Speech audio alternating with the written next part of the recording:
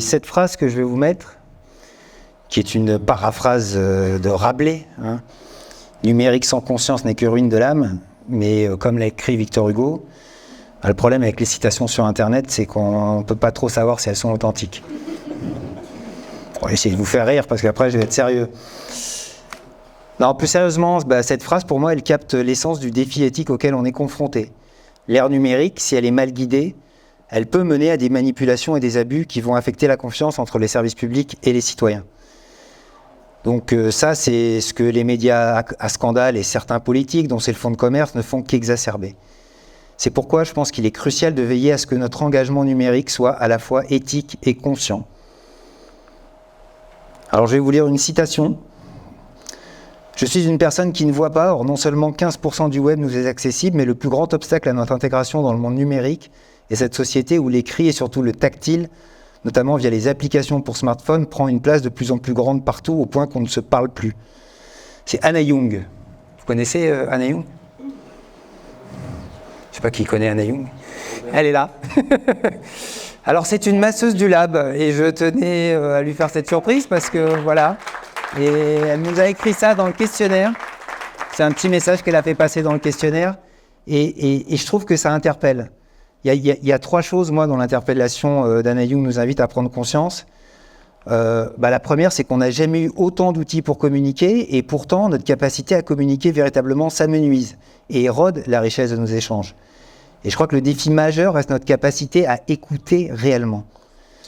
Nous écoutons souvent dans l'attente de répondre plutôt que de comprendre. On voit sur les réseaux sociaux que tout le monde parle et personne ne s'écoute. Et l'art de l'écoute active nécessite un silence réceptif, offrant un espace pour que l'autre puisse s'exprimer pleinement. Vous voyez comme le silence est rare et fait du bien. Et dans ce monde de brouhaha, d'infobésité, ayons conscience que plus que jamais, l'écoute et le silence sont d'or. Le deuxième point, c'est l'exclusion, on peut l'appeler inclusion du numérique. Et on sait que plus d'une personne de 60 ans sur 3 est en situation d'électronisme et que ça touche aussi un jeune sur 5. En tout, plus de 10 millions de personnes sont concernées. Alors on ne parle pas d'un manque de moyens, mais d'un manque de savoir-faire face aux outils numériques. On rencontre même ce phénomène chez des jeunes diplômés qui ne savent même pas servir des outils bureautiques de base lorsqu'ils arrivent en entreprise et qui sont parfois diplômés Bac plus 3, 4 ou 5. Donc ajoutons que 4% des 18-65 ans sont dans des situations d'illettrisme, soit environ 1,5 million de personnes, et que 10% rencontrent des difficultés à l'écrit.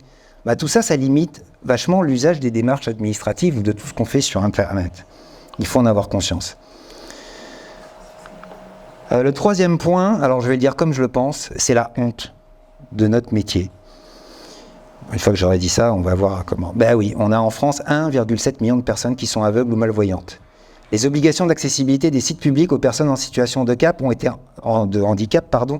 été introduites par l'article 47 de la loi du 11 février 2005. Je répète, 2005. Et en 2024, selon l'Observatoire du respect des obligations d'accessibilité numérique, tout secteur public confondu, on est à 3,28% des sites qui respectent la loi et 0,42% pour les villes. Alors oui, ça va changer, je le vois aussi moi dans mon métier d'AMO, parce que l'Arcom va distribuer des amendes, mais enfin avec l'Observatoire, on aimerait bien que ça change aussi par une vraie prise de conscience, et j'espère qu'elle aura lieu ce soir. Alors qu'on se comprenne bien, il ne s'agit pas d'avoir bonne ou mauvaise conscience, ça c'est une question de morale, mais d'avoir conscience des choses, d'être conscient de la réalité environnementale, d'être conscient des faits, des événements et des phénomènes, ce qui implique la reconnaissance et la compréhension de ce qui se passe autour de soi, sans nécessairement impliquer un jugement moral. Autre point, tout le monde, je crois, a entendu parler du dernier rapport du GIEC. Donc agir en conscience, ça signifie aussi intégrer cette réalité dans nos actions quotidiennes, comme le choix de notre mode de transport ou l'hébergement de nos sites internet, même si on sait que c'est dérisoire, la pollution des sites web publics, elle est dérisoire, comparée à celle de Netflix, YouTube, du métavers ou du porno. Donc faire les bons choix, c'est aussi être capable de le faire dans notre champ d'action et de décision. Et ça, c'est crucial pour être tout simplement aligné.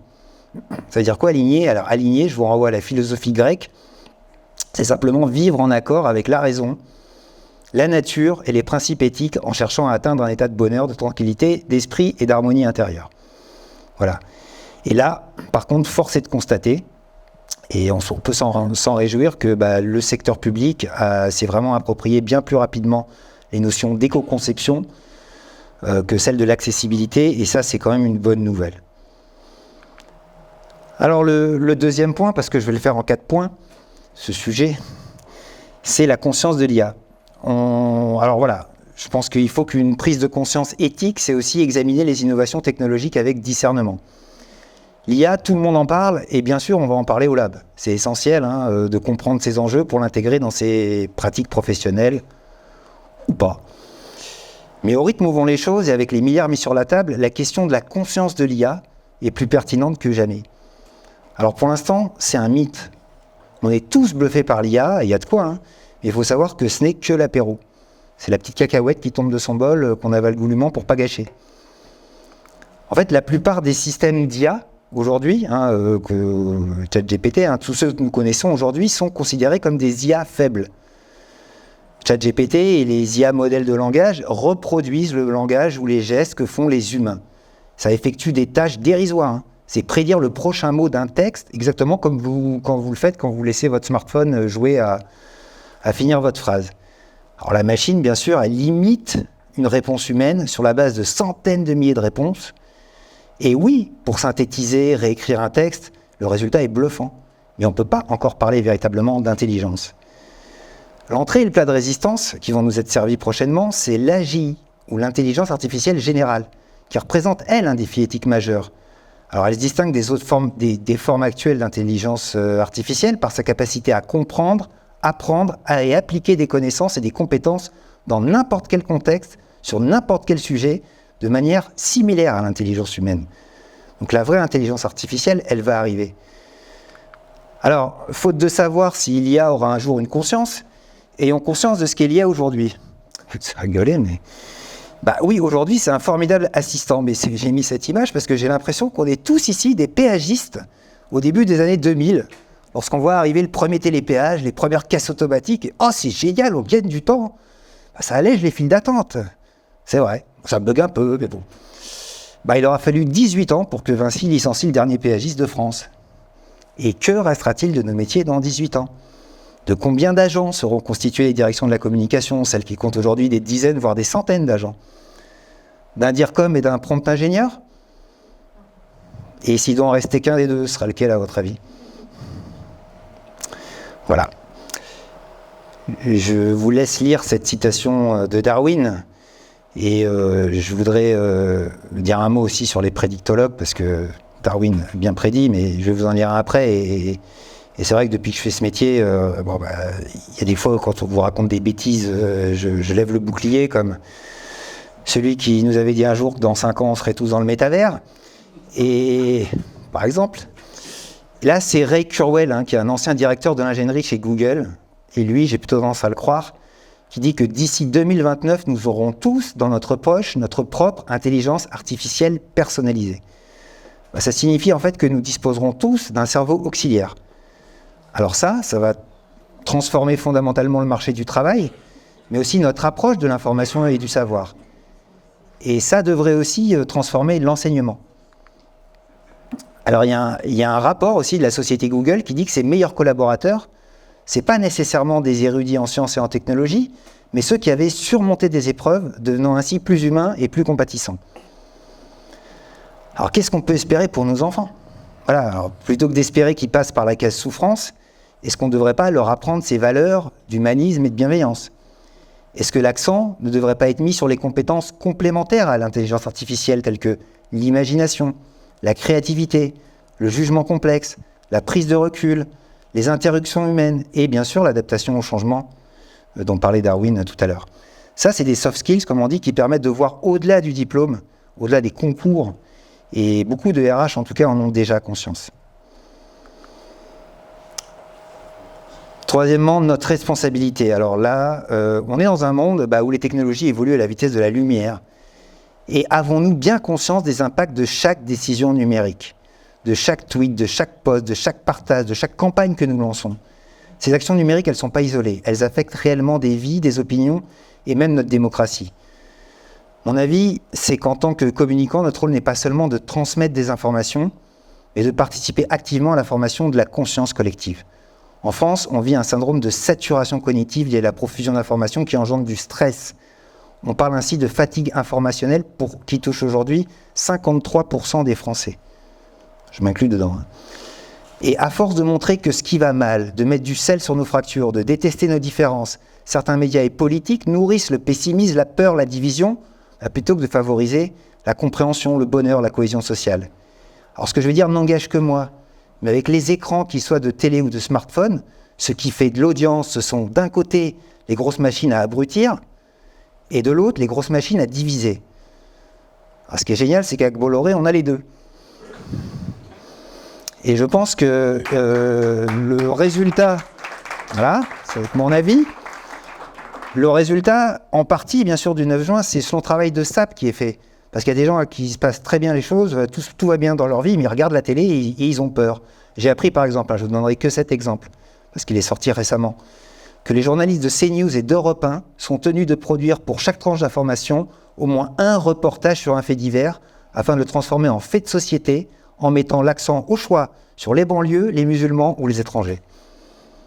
Voilà. Et c'est ce monde-là, aujourd'hui, dans lequel on est.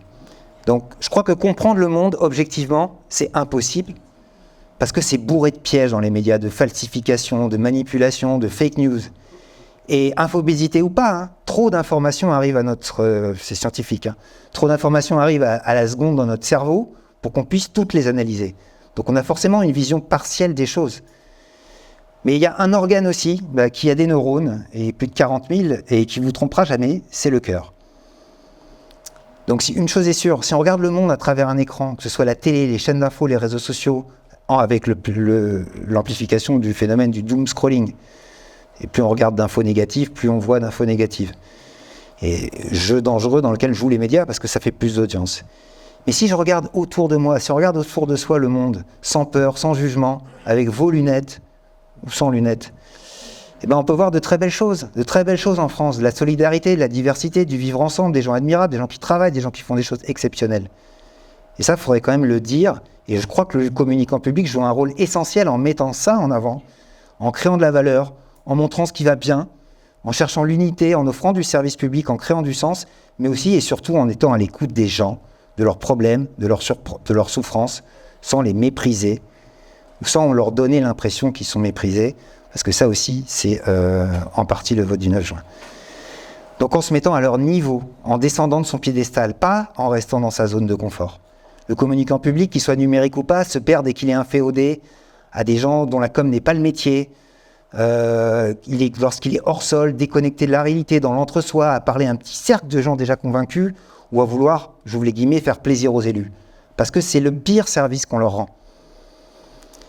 Et puisqu'on parle d'éthique ou de valeurs morales, il ne faut pas non plus s'en servir, attention, de faux prétextes pour masquer nos faiblesses. Alors on vous voit, tous ceux qui disent TikTok, j'y vais pas parce que c'est un réseau chinois, blablabla. Vous avez mis 10 ans à aller sur Facebook à l'époque parce que c'était un réseau américain. Déjà, je l'ai entendu. Ça vous pose plus de problème maintenant parce que tous vos élus y sont et ne regardent que ça. Dites que vous ne comprenez pas les codes, que vous n'êtes pas staffé pour y aller, c'est quand même plus honnête. Et ceux qui quittent X ou Twitter parce que c'est pollué par l'extrême droite, ce qui est vrai, dites-le plutôt parce que vous n'y avez pas d'audience ou d'engagement. Parce que qu'est-ce que vous allez faire si l'extrême droite arrive au pouvoir? Vous allez quitter la France? C'est une vraie question. Alors qu'est-ce qui bloque? Comme on l'a écrit avec Benjamin dans notre guide de la communication publique numérique, ce ne sont pas les budgets ni la technologie qui expliquent l'immobilisme, mais la culture interne incompatible avec les principes de partage, de collaboration, d'agilité, de droit à l'erreur. Et j'ajouterais, comme le disait Albert Einstein, que la folie, c'est de faire toujours la même chose et de s'attendre à un résultat différent. Alors est-ce qu'au fond, la communication publique ne servirait à rien, comme l'a écrit en 2020 Marc Thébault sur Capcom? Est-ce que les communicants publics, c'est lui qui l'écrit, je m'ouvre les guillemets, se croient les sauveurs du monde dans une forme d'illusion collective? Alors j'ai pas la réponse, mais c'est une hypothèse. Mais je vais en développer une autre. Parce que moi, il y a deux chiffres qui m'interpellent. En 2024, 70% des Français disent ne plus faire confiance à la politique. Et on a en même temps 70% des Français qui se disent attachés au service public de proximité. Ce qui veut dire concrètement que le dernier rempart des institutions, c'est pas les élus. C'est vous, mesdames et messieurs, les agentes et agents du service public. Car la com publique est un service public. Donc l'autre hypothèse, c'est que notre responsabilité, au contraire, est immense. et qu'il serait temps de réécrire le service public, comme l'écrivait dans une tribune pour Brief Séverine Alfayette en 2015. Moi, communicant public, je travaillerai à un éveil citoyen. Alors c'est juste dommage qu'il faut à chaque fois que l'extrême droite soit aux portes du pouvoir pour se le dire et se poser des questions. Mais je vais aller plus loin. Si elle est bien utilisée, notre part du colibri, et je vous les guillemets parce que c'est employé par Séverine, elle est essentielle. Et peut-être que vous ne réalisez pas à quel point. Et je vais aller un peu plus loin. Dis-moi ce que tu regardes, je te dirai qui tu vas devenir. Alors ça, c'est le discours de la philosophe Gabrielle Alpern à l'occasion de la cérémonie des lauriers de l'audiovisuel. Et je vais vous diffuser un court extrait, parce que je crois que ça nous parle à nous tous aussi en tant que communicants publics. J'aimerais rappeler à cette occasion les propos de l'un des plus grands penseurs du XXe siècle, Elias Canetti, qui disait « Ce que nous vivons est régi par des images. Elles s'incorporent à nous comme une sorte de bien-fond. Selon les images qui vous composent, votre existence prendra un tour tout différent. Selon les images qui vous composent, votre existence prendra un tour tout différent. Autrement dit, dis-moi ce que tu regardes et je te dirai qui tu vas devenir. » C'est une idée qui est vertigineuse et cela devrait interpeller chacun d'entre nous à l'échelle individuelle dans le choix des images que nous regardons ou non. Aucune image n'est anodine. Cela a d'ailleurs aussi des conséquences immenses pour ceux qui produisent ces images, pour ceux qui donnent à voir ces images. En cette cérémonie de remise des lauriers de l'audiovisuel, il me semble important de rappeler le rôle civique, la responsabilité civique, justement, de ceux qui donnent à voir ces images. Aucune image n'est anodine, et c'est également vrai à l'échelle d'un pays. Selon les images qui composent une société, selon les images qui composent un pays, son existence prendra un tour tout différent. Vous avez donc un rôle civique dans la manière dont la France existera demain. Merci pour ces mots. Alors voilà, on peut l'applaudir parce que je trouve aussi que c'est assez vertigineux et c'est un principe qui résonne particulièrement dans notre ère numérique où chaque action, chaque clic, chaque interaction est aussi une forme d'énergie qui façonne notre réalité. J'en arrive au dernier point, et c'est la conscience de soi. Cette conscience de notre responsabilité dans l'environnement numérique nous amène à réfléchir plus profondément sur notre propre conscience.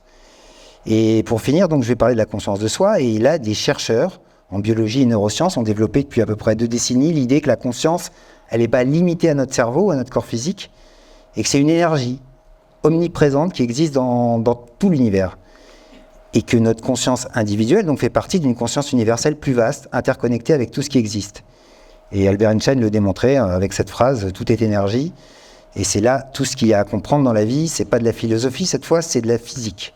Donc la pleine conscience, l'intelligence collective, ces concepts, je trouve, sont devenus essentiels dans notre utilisation du numérique. Le networking, comme ce soir, ou devrais-je dire la création de liens, c'est pas juste un outil de croissance professionnelle, c'est une manière de renforcer notre conscience collective et individuelle. Alors comme Mitterrand, je crois aux forces de l'esprit. Et Mitterrand et Chirac nous regardent d'ailleurs. Bon, ils ne sont pas très contents du 9 juin, mais bon. Bon, je vous invite quand même à réfléchir à la manière dont vous allez utiliser donc, le numérique non seulement comme un outil, mais aussi un catalyseur de conscience. Souvenons-nous que chaque technologie, chaque plateforme, chaque innovation numérique a en soi le meilleur comme le pire. Elle devrait nous aider à construire et non à détruire, à unir et non à diviser ou exclure, à élever et non à abaisser.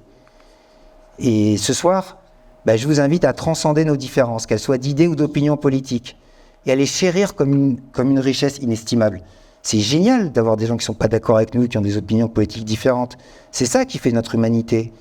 C'est ça qui nous différencie d'une armée de clones avec une puce d'Elon Musk dans le cerveau. Neuralink, il a fait le test. Bref. Moi, j'aimerais que ce soir, donc, on ose faire différemment. Agissons, imaginons, abandonnons tout ce qui ne fonctionne pas, transformons. Il n'y aura personne pour valider. Et amusons-nous surtout, et passons une bonne soirée et accueillons-la comme public. Merci.